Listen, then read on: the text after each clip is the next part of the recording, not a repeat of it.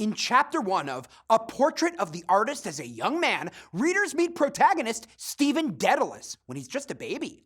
The opening passage is a hodgepodge of different impressions: seeing a cow, wetting the bed, hearing the sound of a hornpipe and an Irish dance.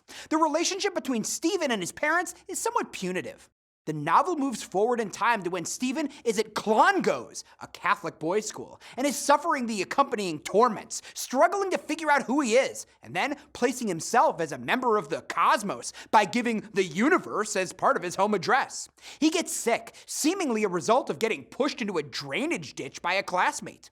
At the end of the section, he has a dreamlike memory of the death of Irish political leader Parnell.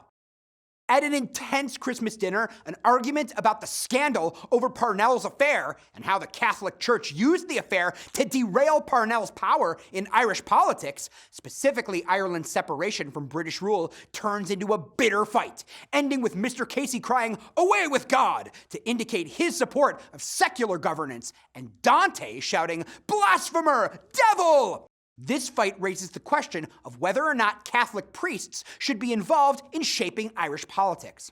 Back at school, Stephen listens in on the playing field as other boys discuss an incident where older boys were caught engaging in sexual behavior and were going to be expelled or flogged. Soon, when the prefect of studies visits the class and sees Stephen isn't working, he assumes Stephen is merely trying to shirk his responsibilities and flogs his hands aggressively.